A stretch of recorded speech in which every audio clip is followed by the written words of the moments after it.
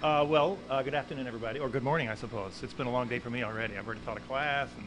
My name is Chris Eberly. I teach ethics here at the Naval Academy. And I have to say, I'm going to introduce Nick Wolterstorff, and it won't be a neutral review. I met Nick I think it's almost exactly 25 years ago, when I was a student at Calvin College, taking an epistemology class from him, right before he headed off to Holland. And I've known Nick for the intervening 25 years as a friend and as a mentor, and so I'm really excited that he was able to make it here to the Academy. He was or is the Noah Porter Professor Emeritus of Philosophical Theology at Yale University, a Fellow of Berkeley College at Yale University, and a Senior Research Fellow in the Institute for Advanced Studies in Culture at the University of Virginia. He's been the President of the American Philosophical Association and President of the Society of Christian Philosophers, and he's also a Fellow of the American Academy of Arts and Sciences.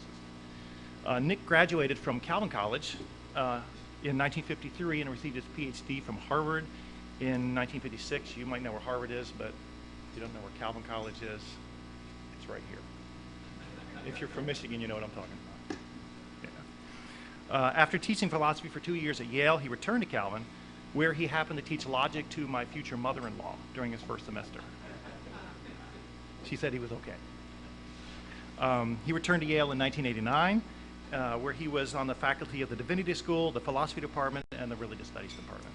He retired from Yale at the end of 2001, and since then he's been at the University of Virginia during a kind of paid retirement where he's been publishing and speaking like a banshee.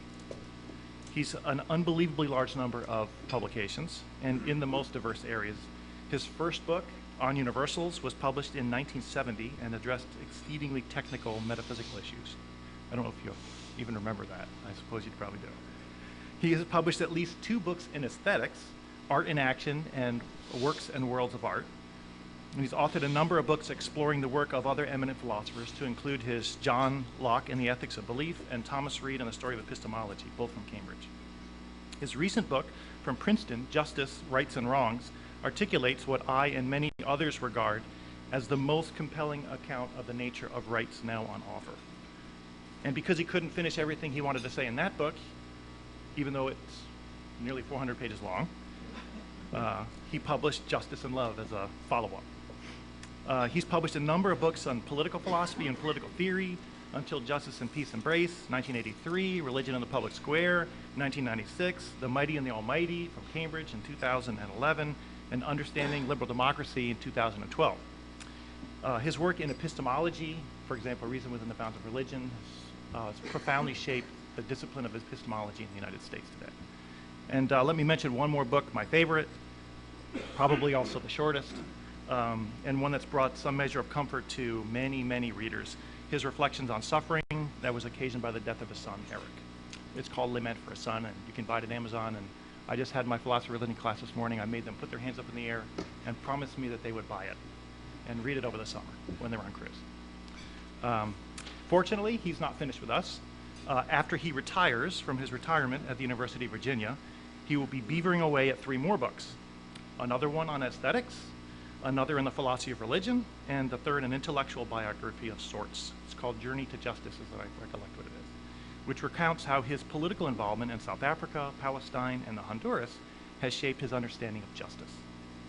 As you can see, Nick has been very, very busy, not only as an academic reflecting on eternal verities, but also as a passionate advocate for the rights of his fellow human beings, not least the most vulnerable among us. I could go on for a long time, but the more you hear from Nick and the less you hear from me, the better. So, Nick, it's really wonderful to have you here.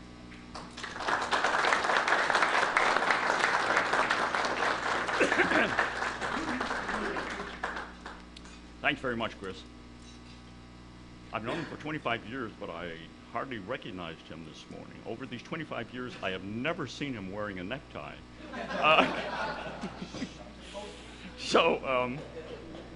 I've no idea what happened. Thank you very much for inviting me to this conference. It's been a pleasure, and it's been a pleasure walking around the grounds, meticulously maintained grounds. And I've asked some people a question to which I've not yet gotten an answer. Maybe somebody can give me the answer afterwards. I walked into the chapel, and I was stunned. Here is Baroque cathedral that one might find in having been built in 16th century Rome, dropped here at the Naval Academy. So I've asked people what accounts for a high Baroque cathedral being the chapel of the Naval Academy, and nobody has given me any kind of answer. They just say, well, it was built in the early 1900s. Yeah, but that doesn't say why this. So if any of you know, and of course the Memorial Hall is also a high Baroque building. You're going to hear a lot of overlap in what I say with what's been said before. Ed, who set up this conference, aimed at having some sort of sequence and overlap like this, and I think he's succeeded just admirably. Seems to me that the American way of life today faces new and perplexing challenges from outside its borders. We have learned how to cope with military challenges from other states. But coping with challenges that come not from states, but from elusive terrorist organizations is something that we are at best only beginning to know how to do. Those challenges, while certainly not insignificant, seem to me, however, dwarfed by the economic challenges posed to us by consumerist capitalism and its globalization. An economic crisis in Greece threatened to create an economic crisis in the European Union, and an economic crisis in the European Union would create an economic crisis in the US. That's the world that I and but my children and grandchildren live in, and it's a profoundly different world from the one in which I grew up. A crisis in Greece would not have created a crisis in my Minnesota village. But I'm going to leave it to others to speak of those and other challenges that come to us from outside our borders. I would like to focus, as in fact most of our speakers have, on challenges posed to us by developments within our borders, challenges posed to us by changes within us. And I'm a philosopher. I'm going to begin with some observations on the nature of the American nation or people. I'm going to use the terms nation and people interchangeably. The American nation is a nation of a very unique sort, a very distinct sort. Most claims to American exceptionalism prove, on inspection, in my view, to be claims of American moral superiority. And I regard all those claims as either false or true only in highly qualified forms. The American nation itself, however, seems to me to be truly exceptional. Now, it's not easy to say exactly what a nation or a people is. We know one when we see one. But to identify the telltale marks of peoplehood is difficult. A nation or a people is, of course, a group of human beings of a certain sort, yeah. But what sort? Well, I'm not going to attempt the philosopher's project of defining a nation, but I'm just going to offer some observations about nations in general. The members of a nation are bound together by shared practices and by shared assumptions about each other that enable members of the nation to understand each other, to work together, and to communicate with each other on a broad range of issues. Almost always, though not quite always, a shared language is an important part of those shared practices. And although each new generation of a nation makes its own contribution to the way of living of members of the nation, its contribution is never really anything more than a revision of a way of life that has been bequeathed to it. What also binds the members of a nation together is their sharing of certain, let me call it, foci of their existence. They all hold in memory certain honored events and leaders. They all regard certain places and events as hallowed. They all give allegiance to certain of their members, and so forth. And these shared foci, as I'm calling them, in combination with the members' awareness of having received the basic outlines of their way of living from their predecessors, serve to make the members of a nation conscious of their affinities with each other across space, as well as throughout time. So a nation is a very complex historical cultural grouping. Another significant feature of nations or peoples is that they are what one might call self-identifying, by which I mean that the members have a concept of the group as such, and employ that concept to distinguish between who is a member and who is not a member. Kurds have a concept of the Kurdish people and employ that concept to distinguish between Kurds and non-Kurds. The idea of the Kurdish people does not have to be introduced to them. In short, grouping human beings into nations is not something that sociologists and historians do for the sake of theoretical or narrative convenience. The members of a nation understand themselves as belonging together, as Kurds, as Basques, as Frisians, as Palestinians. They self-identify themselves as Kurds, as Basques. Historians and sociologists discover nations. Now, what often accounts for the formation of a nation is that persons who speak a common language have been thrown together by some shared historical vicissitude: conflict, oppression, exile, forced migration. For example, there was no Palestinian people at the beginning of the 20th century. There were only Arabs living in Palestine. What created the Palestinian people was conflict, first with the Jewish immigrants, and then later with the Israeli state. What also sometimes creates a people is that its members have dwelt together for a length of time on a certain part of the Earth's surface. On an island, for example, witness the English. And in some cases, what creates a people is that its members have lived together for some time under a single political regime. But a territorial grouping is not as such a nation, nor is a political grouping as such a nation, because nations can migrate from place to place. Lots of them have. And the political regime of a people can change without the people losing its identity. Now, a good deal more could be said about those familiar but difficult to understand entities that are nations or peoples. But that's enough for my purposes here today. Until roughly the middle of the 1700s, the European immigrants to America tended not to think of themselves as Americans, but as members of one or another European nation. In most cases, English, Scots, or Dutch. They were English, Scots, or Dutch colonists. The conflict with the English monarch that eventuated in the Revolutionary War changed that. Shortly, most of them began to think of themselves as Americans. The fact that most of the colonists spoke English, and the fact that almost all of them shared an English, Scots, or Dutch lifestyle that had been adapted to conditions in the New World, aided immensely in the forging of this new nation. And being forged by conflict and perceived oppression, the American nation was like most nations. I submit that it was the waves of immigrants that arrived on our shores in the 19th century that made the American people into a new kind of people, different from any other. The Jewish philosopher Martin Buber, in his book Israel and the World, remarks the following. Kinship, he says, is not the sine qua non, the condition for the origin of a people. A people need not necessarily be the fusion of kindred stems. It can be the fusion of unrelated stems as well. But the concept people always implies unity of fate. It presupposes that in a great creative hour, throngs of human beings were shaped into a new entity by a great molding fate that they suffered in common. That strikes me not quite true for the English, but it's close to being true for most nations.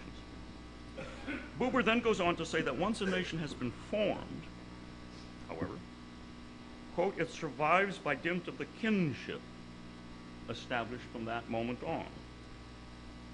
That's what he said. Now and then, persons who are not descended from members of the people are incorporated into the nation. But Buber's thought is that once a people has been formed, however that happens, the basis of its subsequent identity across time and space is the fact that most members of the people are descendants of persons who were themselves members of the people. Most Dutch are descendants of Dutch, and so forth. To the best of my knowledge, what Buber says here is true of all peoples, with one exception, namely the American people that took shape in the 19th century. From the 19th century on to the present day, vast numbers of persons who were not descendants of members of the American people have been incorporated into the American people. Rather than such incorporation being the exception, as it is for other nations, in the American case, it has been the rule. In the early 19th century, a highly distinctive American way of life began to take shape that, while continuous with the life of the colonists, was nevertheless significantly different. And immigrants flooded to these shores to participate in that way of life. So it was not a unity of fate, to use Buber's phrase, that bound them together as a people, nor was it shared kinship. That was still true in the latter part of the 18th century, but in the 19th century, with the flood of immigrants, it became radically untrue. I submit that it was their sharing in the American way of life that bound people together as members of a nation, the American people. From a nation of the old familiar sort, one whose members were bound together by unity of fate and by shared kinship, a new kind of nation emerged, a melting pot nation. There is no other nation like it.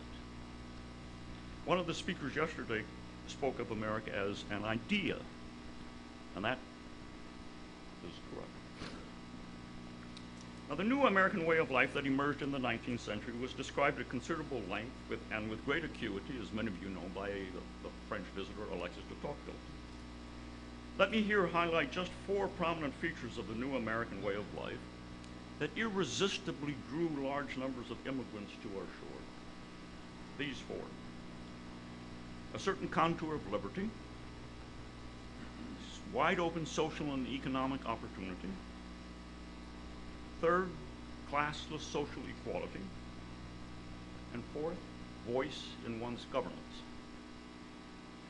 Naturally, not all immigrants were attracted equally by all 4 features.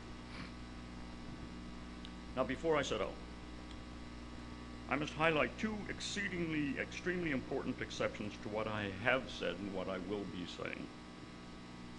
Among those who came to these shores were millions of Africans.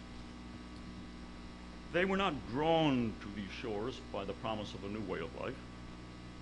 They were brought to these shores, brought against their will, brought in ball and chain, brought to serve as slaves. They did not share in the new American way of life. In the South, they made that new way of life possible for the slave holders who owned them, but they did not themselves share in that new way of life. They were denied liberty, denied social and economic opportunity, denied social equality, denied voice in their governance.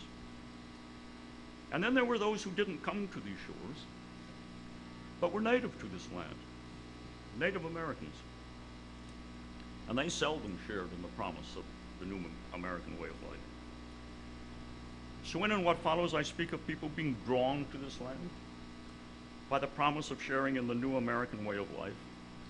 I wish you to keep in mind that it is only of free persons that I'm speaking, and only of immigrants. The promise of liberty, I think, deserves first mention. Of course, except for those who hold absolute power in their hands, nobody in any society has ever been free to do whatever he or she wants. Liberty is always, with that one exception, constrained liberty. And so it was not liberty as such that drew the immigrants, but a particular contour of liberty. A contour in which freedom of religion, freedom of assembly, and freedom of speech were prominent, along in the 19th century with the liberties typical of a minimal state. The original Massachusetts colonists, as we all know, came to these shores in search, above all, of religious liberty. And ever since, the promise of religious liberty has been one of the great drawing cards in America.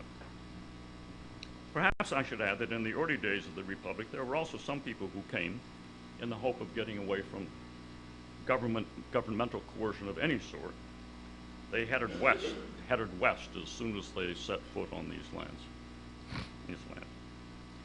The promise of equal economic and social opportunity deserves second mention. Millions of people came to this country for the promise of economic opportunity that it held out. The most dramatic example being the Irish immigrants at the time of the Irish potato famine in the 19th century. And millions came for the chance, as we say, to get ahead. Upward economic mobility was possible in 19th century America to a degree that it was possible nowhere else. And furthermore, here our social roles are not assigned to us. The son of a farmer is not consigned to being a farmer. He can become an airplane pilot, a university professor, a senator, a judge, a journalist, professor at the Naval Academy, you name it. So that what sociologists call ascriptivism, the practice whereby a person is just assigned his or her role in society, is virtually, well, basically non-existent in American society. Third, many people came to this country for the promise of social equality that it held out. Shortly after her death, I learned that my paternal grandmother was among these. My paternal grandparents and their children immigrated to this country from the Netherlands in 1914. I never knew my grandfather. He died the year I was born, but I knew my grandmother well. Yet I don't recall her ever telling me why the family had come to America, nor what she found attractive about life in America. And then about 20 years ago, my wife and I were in the Netherlands visiting some relatives on my grandmother's side. These relatives had preserved some letters that my grandmother had written to relatives back in Holland in the 20s, the 30s, and the 40s. And in several of them, she described life in America. A sentence in one of them caught my attention and has remained fixed in my memory ever since. The sentence was in Dutch, of course. In it, she used the Dutch word baas, B-A-A-S. Now, our English word boss has the same etymological origins as the Dutch word baas. However, the Dutch word baas has class connotations. Master, massa.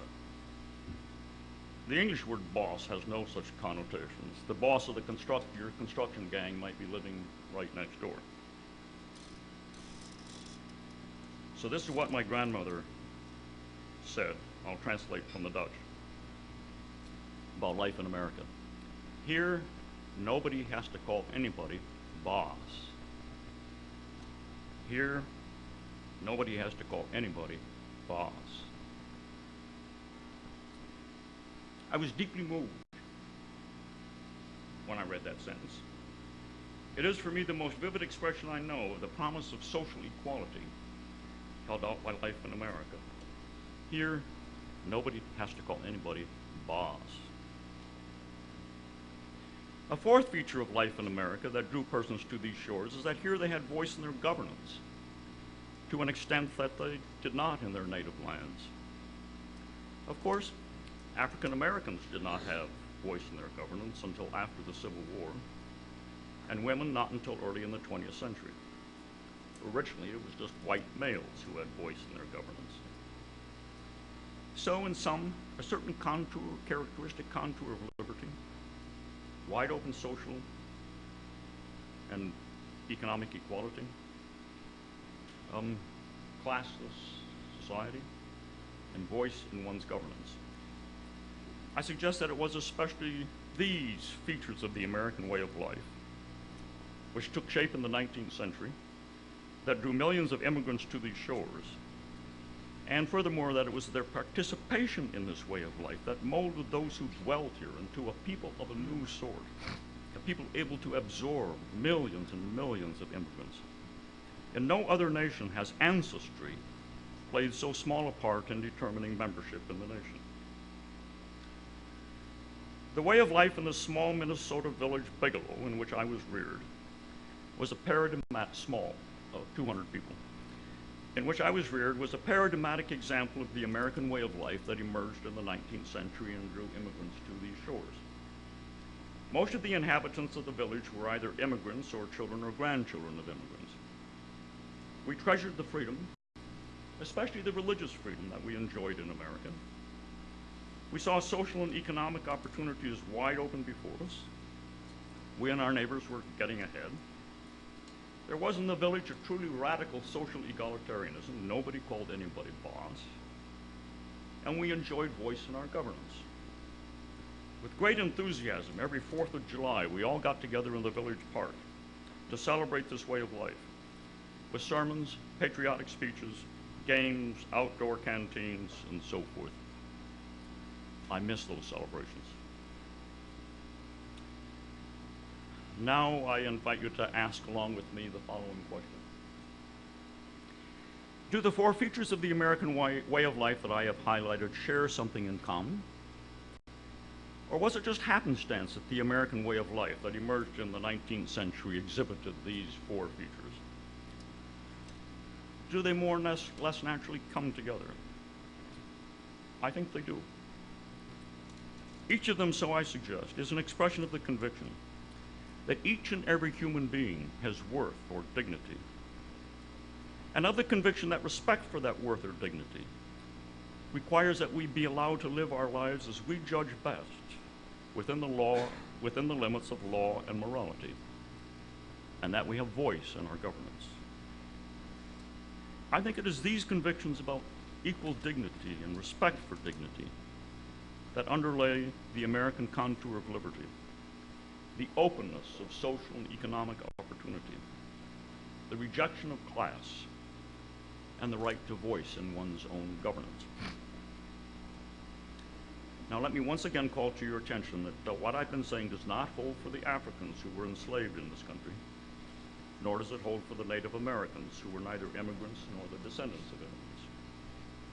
The eyes of European Americans were blind to the dignity of these human beings. Or maybe their eyes weren't blinded, but maybe their hearts were hardened. This in spite of the fact that the American founders had spoken in sweepingly universalistic language. Let me quote, "All men are created equal, endowed by their Creator with certain inalienable rights, among these being life, liberty, and the pursuit of happiness." It remains a puzzle how Jefferson and his comrades could make these and other similar ringing declarations while continuing to own slaves. What was their state of mind? Why didn't they either qualify the sweeping language or liberate the slaves? Could it be that they didn't really believe that their African slaves were men, but as human beings? It's rather often said that the dominant characteristic of the American way of life is individualism. Whatever be the case today, that was not true in the past. Egalitarianism, yes. Individualism, no. Though our interactions with each other in my little village took for granted that each human being has worth, the ism of individualism had most definitely not taken hold in Bigelow, Minnesota. We were responsible for each other. We cared for each other. We were neighbors to each other and for each other. We all got together on Memorial Day and on the 4th of July. In short, community was important. It happened not infrequently that a young person left the village because he or she couldn't stand so much community. Now suppose I'm right in my suggestion that the 4 features of the American way of life that I have highlighted are expressions of the conviction that each human being has worth or dignity, and that respect for that worth or dignity requires that they be allowed to live their lives as they judge best within the limits of law and morality, and that they have voice in their governance. I submit what that implies is that the American way of life was the expression of a distinctive moral culture. And now let me say a few things about what I take that implicit moral culture to be. The main point I want to make here is that fundamental in that moral culture, and this touches on some ideas that other people hinted at, previous speakers. Fundamental in that moral culture was the idea of what we owe one another, of there being things that we owe one another. Here's my thought. If one believes that each and every human being has dignity or worth, then one will also inevitably believe that there are things we owe one another on account of that dignity or worth. Now, the point I'd like to highlight here is that it's not to be taken for granted that the moral culture of a people incorporates the idea of what we owe one another. Not only do some people seldom, if ever, think in those terms, some of the ethical frameworks formulated by philosophers do not imply the idea of things we owe one another. Utilitarianism does not. Utilitarianism, in its simplest version, says that in deciding what to do, one should aim at bringing about the greatest overall good in human beings' lives. Nothing is said here about what we owe one another. Now, let me just say briefly, what we owe one another has two dimensions. Well, to conclude that previous point, a moral culture that incorporates the idea of what we owe one another is a distinct moral culture. Now, what we owe one another has two dimensions, I would say. The dimension of duties or responsibilities, and the dimension of rights or legitimate claims. Often one hears duties being pitted against rights, so that we should stop talking about rights and talk instead about responsibilities, duties, obligations. I regard that suggestion as conceptually incoherent. I do think that duties and rights are distinct dimensions of the moral order, but you can't have one without the other. If I have an obligation to you to return the book I borrowed from you, then you've got a right with respect to me to my returning your book, and conversely. And not only are duties and rights just correlatives of each other in that way, interlocked, they also then are manifestations of the same phenomenon, namely of what respect for worth requires. I've got an obligation to treat you a certain way just in case if I didn't treat you that way, I would not be treating you as befits your worth. And you've got the correlative right to my treating you that way just in case if you weren't treated that way by me, you would not be treated as befits your worth. What is true, I think, so they come together. What is true, I think, is that certain situations call for an emphasis on duties and responsibilities, while other situations call for an emphasis on rights and legitimate claims. If Michael has not treated Ruth as he ought to have treated her, and as she has a right to be treated, then to describe Michael's moral condition, I've got to use the language of duty and its correlatives. He's guilty of not having done what he ought to have done. And in some situations, calling attention to that feature of Michael's moral situation, he's guilty of not having done what he ought to have done, might well be the most important thing to do. But in other situations, the most important thing to do might not be to call attention to Michael's moral condition, but to Ruth's moral condition. And for that, one needs the language of rights. She was not treated as she had a right to be treated. She was wronged. So back to my claim that what gave rise to and sustained the American way of life, as I described it, was a moral culture in which the idea of what we owe one another was fundamental. This, in turn, I think, being grounded in the conviction that each and every human being has dignity or worth. The reading of history that I've offered you, I'm not a historian, that I've offered you, is that it was in the 19th century that the American way of life that I described coalesced. Though, of course, there were adumbrations. Whether or not I'm right about that, it does seem clear to me that a moral culture incorporating the idea of what we owe one another was there from the very beginning.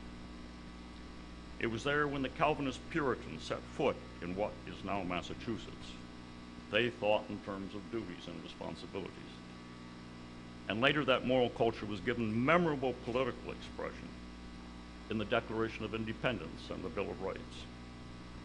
In the lofty words of the Declaration, we hold these truths to be self-evident, that all men are created equal, that they are endowed by their Creator with certain inalienable rights, that among these are life, liberty, and the pursuit of happiness, and that to secure these rights, governments are instituted among men, human beings, deriving their just powers from the governed.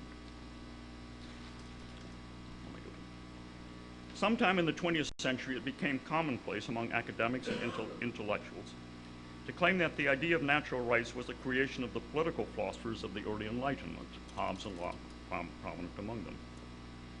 We now know beyond the shadow of a doubt that though Hobbes and Locke did indeed employ the concept of natural rights, they didn't originate the idea. In his groundbreaking book, The Idea of Natural Rights, the medieval legal historian Brian Tierney shows that the canon lawyers, that is the church lawyers of the 12th century, so the 1100s, were employing the idea of natural rights to defend the rights of immigrants, the rights of the poor, the rights of lay people against spouses, the rights of the church against political authorities, and so forth. And not only were theologians and canon lawyers among these employing the idea, guilds and other forms of association were claiming their rights, as were, for example, noblemen claiming their rights against the king.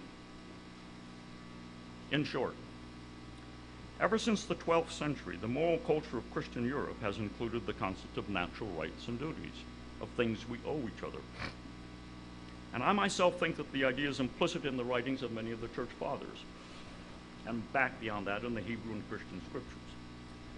But let me assure you, I'm not going to try to defend that claim on this occasion. And where is the origin to be located of the conviction or assumption that each and every human being has dignity or worth? This being, in my view, the ultimate ground of the conviction that there are things we owe one another. By no means has this conviction been present in all societies.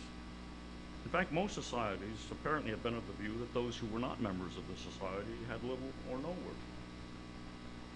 I think there can be no doubt that for us in the West, the origin of the idea of human worth is to be located in the claim one finds in the Hebrew and Christian scriptures, that every human being bears the image of God and is loved by God. Those convictions give to every human being enormous worth. To torture a human being is to torture a creature who has the dignity of bearing the image of God and of being loved by God. To dispose of a human being who is sunk into Alzheimer's is to dispose of a creature who has the dignity of bearing the image of God and of being loved by God. Now, I've been taking time, I've been making a large number of big claims, none of which I have defended. In various writings of mine, I have defended, I think, all of them. But on this occasion, I've just announced them in order to get to the main point that I want to discuss. And that point is this. I judge that a good many Americans today feel intuitively that the four features of the American way of life that I identified as traditionally drawing immigrants to these shores are slipping away. Immigrants are, of course, still arriving. This in spite of the fact that we are much less welcoming than we used to be. They continue to see the American way of life as holding out the promise of one or more of the features I identified. But if my ears are attuned to the ground, to what's happening, we who are descendants of American citizens and who have a cultural memory of how things once were are apprehensive. The United States, so let me go through it. The United States, like the states of all Western countries, has become a regulatory social insurance state. Inherent in such a state is restrictions on certain forms of liberty. And those restrictions are presently producing a great deal of anger in those Americans who have a cultural memory of the minimalist state that the United States once was, and who mourn the disappearance of that kind of state.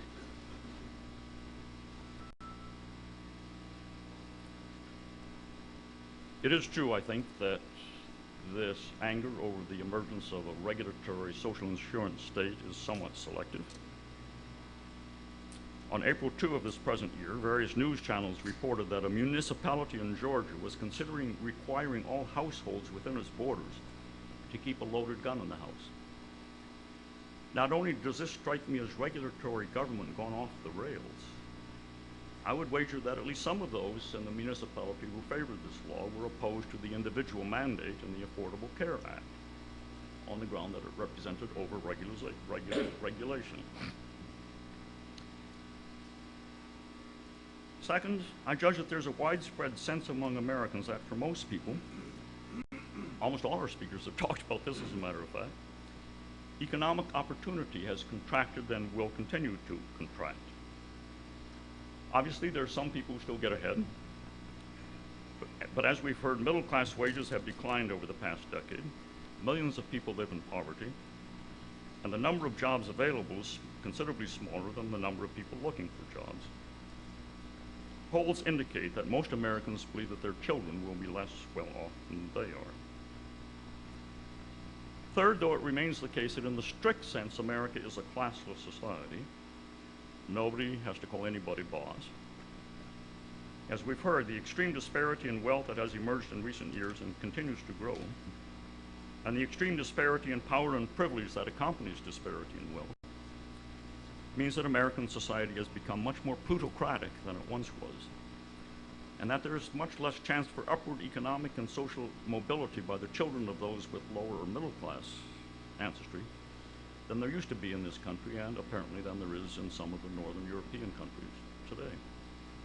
We've heard about that. So the wealthy are beginning to act very much like a European class. Charles Murray talked about loss of respect for ordinary people among them, and he talked fascinatingly, he used the phrase condescension, which was exactly what my grandmother found herself escaping from.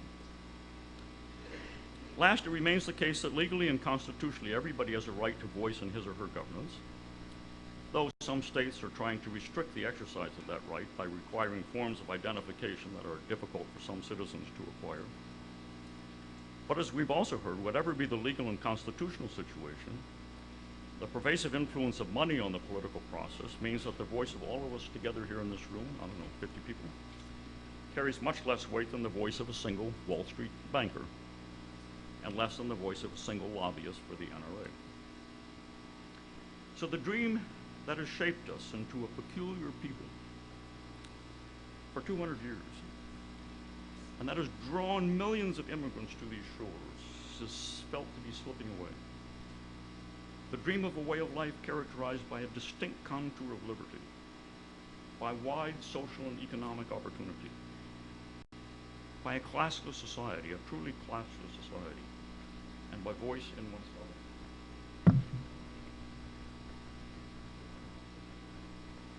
Why is this? Why is the American way of life slipping away? For a number of reasons. Prominent among them, I would say, the dynamics of globalized consumerist capitalism. But in this, what remains of my talk, I want to focus on a factor quite different from those. I want to suggest that the American dream is slipping away because of the erosion of those elements in our moral culture, of which, so I have argued, the dream was the expression. Many Americans apparently no longer think in terms of what we owe one another, because many no longer believe that each and every human being has dignity. And once we give up those convictions, I think the American way of life, traditional American way of life, is bound to slip away, transformed into who knows what. I recently saw a bumper sticker, it's true, I did, which said, quote, "I owe you nothing." In the Weekly Standard, so why is it slipping away? Let me suggest 3 reasons. In the Weekly Standard of March 25, 2013, there was a report by Andrew Ferguson, one of the senior editors of the Standard, of a workshop that took place last October in the Berkshires titled Moving Naturalism Forward. The participants in the workshop were all self-proclaimed naturalists, or more precisely, were what we philosophers call physicalists. And the topic of the conference was, how can the cause of naturalism, physicalism, be advanced? Ferguson reports the participants as all operating with the distinction between the so-called manifest image of the world and the way things really are revealed to us by science. The manifest image of the world, how things appear to be, includes colors and sounds, pains and itches, good things and bad things, things we ought to do and things we ought not to do. But science, so the attendees insisted, tells us that this manifest image is purely illusory. In the words of the philosopher Daniel Dennett, science is a universal corrosive, destroying illusions all the way up and all the way down, dismantling our feelings of freedom and separate selfhood, our morals and beliefs, a mother's love and a patient's prayer. Everything in reality is just molecules in motion. And, in the words of the geneticist Francis Crick, science tells us that who you are is nothing but a pack of neurons. The main source of controversy at the workshop seems to have been whether or not the news of all this should be revealed to the public. The biologists thought it should be. Dennett, the philosopher, said, no. Here's what he said. If we tell folks that their sense of free will and belief in objective morality is an illusion, that has the potential of undermining civilization. Better that the public be told that for general purposes, the self and free will and objective morality do indeed exist, and colors and sounds too, just not in the way they think. They exist in a special way, said Dennett. Well, that special way proves to be that they're just how things appear to be and not how they really are. Need I argue that this sort of aggressive physicalism is destructive of the moral foundations of the American way of life, destructive of the conviction that we each have dignity or worth, and of the conviction that accordingly there are things we owe one another. And Dennett, to his credit, is honest enough to admit that. That's what leads him to say that the news should not be let out. Of course, there's something strange about all this, because Dennett and his cohort are writing articles and giving speeches all the time. So aggressive, self-confident physicalism is one development that's undermining what I have identified as the moral foundations of the American way of life. Let me ever so briefly mention two others. I think a second one is the spread of what I'll just call Ayn Rand type of egoistic consumerist capitalism. What's in it for me is what the devotees of Ayn Rand asked, not what do we owe one another. And it was fascinating to me yesterday when one of you asked Bill Galston, well, do young people think about these issues differently from how older people think about them? Bill cited the example of his 28-year-old son and his peers, who are utterly unconcerned with the issue of same-sex marriage. And then Bill went on to say that what his son was doing now was he's ready to graduate from the business school at the University of Chicago, and he aims to become a venture capitalist and make money. Another example of the same thing. And I think what's also undermining it is what many polls report as the reluctance or even inability of young people to make moral judgments. Who am I to judge seems to be the attitude. And the research of Chris Smith, this Chris here, Chris Eberly has reminded me of, tends to show that young people are either unwilling or incapable of making moral judgments. You might have expected, those three factors, you might have expected me to mention the decline of religious allegiance, as Bill Galston mentioned, especially among young people, as also contributing to the erosion of the moral foundations of the traditional American way of life. I argue that it came out of the Christian seedbed of Christendom. And I don't doubt that that erosion, if it stands up, is a factor. But there are two strange things to be noted here. First, the religious young people that Chris Smith, the sociologist Chris Smith, has been following for some years, proved to be very nearly as unwilling or incapable of making articulate moral judgments as are their non-religious peers. And second, as I listened to spokespersons for the Tea Party, many of them seemed to my ear to be what I called Ayn Rand consumers and egoists in their moral thinking. And apparently very many, maybe even most of those who see themselves as members of the Tea Party are evangelical Christians. So my conclusion is that Christian families and Christian churches are doing an appallingly bad job of inculcating, if those things are good, inculcating into children, inculcating children into the moral culture, which says that there are things we owe one another on account of the dignity that we all possess. They are forgetting the Christian heritage to which I have pointed. I've not been able to think of a good way of bringing this talk to a rounded off conclusion other than just stopping. So that's what I'll do.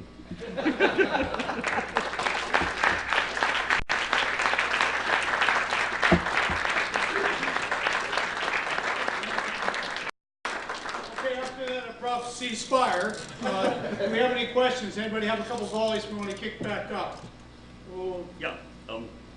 sir, yeah. please. My table, a little home cooking here.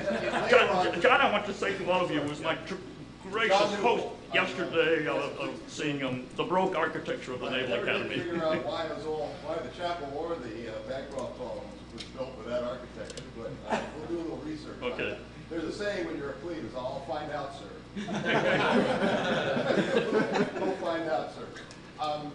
We're going to hear Admiral Mullen speak later today, and he came out as being the first public servant at a really high level, and he was chairman of the Joint Chiefs, to say that the borrowing and deficits are really an issue that translates from your idea that what we have as owe people as a dignity of man, because they have the dignity of being a human being, Yep. collides with the upward mobility and economic opportunity that comes from reducing taxes. Yep. And so we've got this gap between giving medical care to people that need it because they have the dignity of being human beings, and the upward mobility of your Tea Partiers, particularly, who want lower and lower tax rates. And despite the fact that they have higher and higher incomes and more concentration of wealth. So thank you for that visibility, but could you just comment on that? I mean, how the default situation has created what Admiral Mullins believes, and I believe, and we talked about earlier, a real conundrum, because we're defaulting in a situation that's going to hurt both situations. The entitlements are going to be unsustainable, they'll crash someday, and the economy isn't growing because of the debt that's built up. Yeah, well, I'm I don't like biting off like this, but I'm a philosopher, not an economist. So I mean, what you point to is certainly an issue that we have to face up to and do our best to solve. But let me just make this comment. So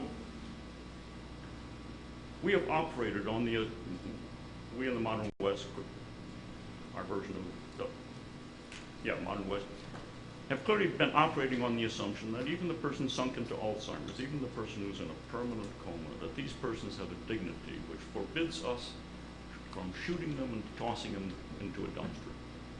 And I think that's wonderful. My worry is that those convictions are being eroded. Now they come up against economic considerations. Keeping such people alive is expensive. I was led by the treatment of the second suspect at the Boston bombing to reflect on the fact that the same conviction has undergirded the medical system in the modern West. Some years ago, I was invited to give a talk at the Mayo Clinic by a former student. Well, I never thought about medical ethics, but I liked him very much, and so I said, okay, young. So I gave a talk that I called Why Treat Scoundrels?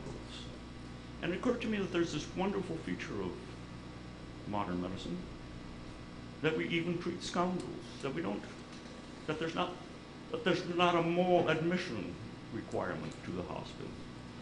And so this second fellow who's still alive, Chernev, is taken to the hospital, and apparently the hospital people don't check on who he is, they just start treating him. I think that's wonderful, and one asks, what are the moral underpinnings? And it's got to be something like, look, no matter how much of a scoundrel he is, he remains a human being. He cannot get rid of being made in the image of God and being loved by God. There's nothing he can do to change that. So we treat them. Put them in jail afterwards, okay, but treat them. So my worry is that this rampant physicalism, the Ayn Rand type of, I'm in it just for me, and this strange willingness, what Chris Smith's studies turn out, the strange unwillingness of young people to make moral judgments. You know, about that last, I'm pretty cynical. I think that these are young kids who are living in situations of privilege. If they were Jews in Nazi Germany, they would not be saying, well, you know, Hitler's got his views, and I've got somewhat different views. You can afford to say that if you're well off and not with nobody's got their foot on your neck. But I can't answer your your question. I've just talked around it.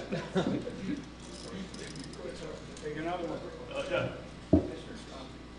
Our colleague Chris Everly has spoken of you so long with evident respect and affection. Yeah, I feel there's enormous expectations. It's clear why. Thank you for all the things not only that you said, but the way you reflected on our other speakers and tried to integrate some of the insights of this difficult problem.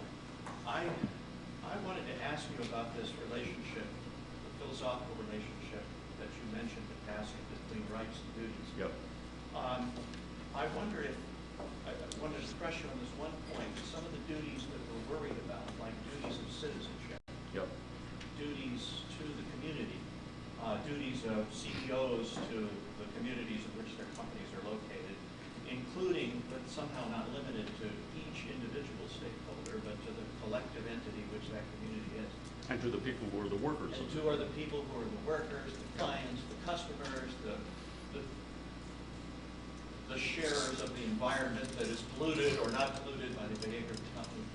Those seem to me to be the ones that are hard to correlate with rights, in that you're talking somehow, it seems to me, about an entity like the res publica, which isn't going to stand before you like the owner of the book you promised to return and claim something from you.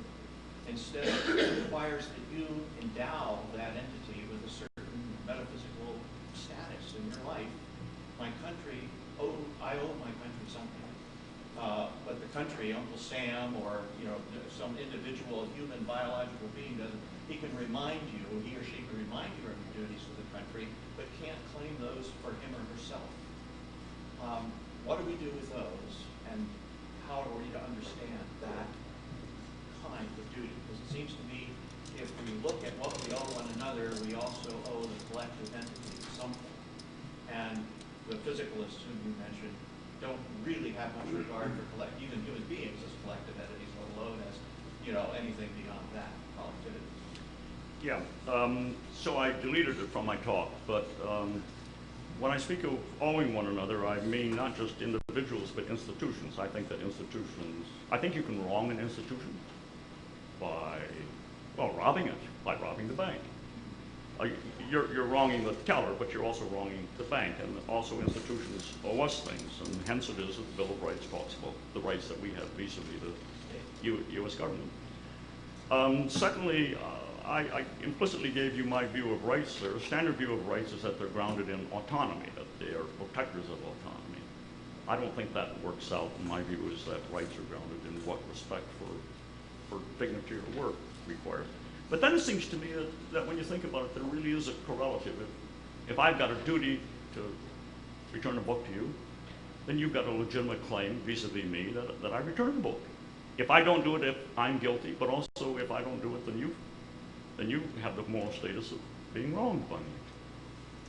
So I think they do. If I fail to vote, let's say, or participate in the election, whose rights have I violated? And yet it still seems I've done something wrong somehow, and maybe not just to vote, but you get the point. There's some things I should do as a member of a society, the failing in which is a failure, but there's no individual who can say, give me that book, give me that vote, give me that kindness that you owe others. I'm another, give it to me. So I haven't thought about this. I'm not sure that we have that everybody has an obligation to vote. That might be true, I don't know. I mean, we got to distinguish between should and ought. When somebody asks, what they're wondering whether they should apply for a job, and they ask you, what should I do? They're not asking what ought I to do, but what all things considered is the best thing for me to do. And voting is certainly, for most people, I mean, there are plenty of exceptions, the best thing to do. Whether people who don't vote are guilty of failing in a duty, I haven't thought about it. Good question. The Australians are pretty rigid about it, I gather. They require everybody to vote, and so their understanding is that it's a civil duty. We've been more relaxed about it. It's a right. I mean, we've tended to think of it as a right, but not a duty. But that's the right way. I haven't thought about it long enough. We're over, but since we shortchanged on the front side, sir, if you want to take one more question. Okay. It's the same question. Sure. Sir, just to start off, thank you for coming and speaking with us today. Really appreciate it. I have two observations to offer before I ask my question. One of them is for the Baroque style, Occam's razor, the most popular style when the chapel was built. Yeah. So It was the most popular style? that's what I would offer. Just the simplest explanation to why it was built in that style. Well, that too. Okay. And to your observation that the youth of this era are suffering from inability to make moral judgments, I would offer a counterpoint in the form of midshipmen at the academy, some of whom I've met who have extremely rigid stances on moral issues. Yeah. So it's not a suck up to the ethics department, by the way. But it doesn't hurt. It doesn't hurt. It can only help. Being a sycophant's okay in this instance. My question to you is, you mentioned the observation that, and I'll go back to my notes, that America is unique in that we incorporate new members that aren't descendants as the rule and not the exception. But I've noticed from personal experience, from relatives in China who are applying to immigrate to the U.S., that they suffer from these long roadblocks through these legitimate channels. I was wondering if you could offer any observations as to why that's happening. So in the 20th century at various periods, was it Bill Galston who was talking about this again, a change in the immigration laws in the early 60s? So in the 20th century, now the 21st century, there have been periods in which we are distinctly unwelcoming. Well, historically, I mean, the answer to your question is we welcome Northern Europeans far more readily than anybody else. Certainly Asians, Hispanics. So the answer is we've just tightened up on immigration in recent years. We're becoming more like other nations. Now, far and away, most people who are Americans are descendants of persons who are Americans. In the 19th century, the early part of the 20th century, that was just radically untrue. Astoundingly untrue. So we're changing. There have been changes. Yeah. Well, I guess that's it. Thank you very much for another great presentation, sir. And to echo what the ethics department, one of the things we talk here at the Naval Academy from the Admiral on down, sir, is selfless servant leadership. Even in a non-democracy such as the military, you just can't say do it because I said so. Young men and young women will want to understand the why. And the selfless leader versus the selfish leader, you look them up in the dictionary, inch apart, and you can say the leadership's a game of inches. Because one's a tremendous leader, people will follow to hell and back, and the other one they'll tell to go to hell. So, just so put this on your dictionary. This is your moral compass, sir, on behalf of the Stockdale Center. Thanks for illuminating this presentation. I'm thinking about this. Up till now, my wife has been my moral compass. You don't need one, sir. So how do I finish that sentence?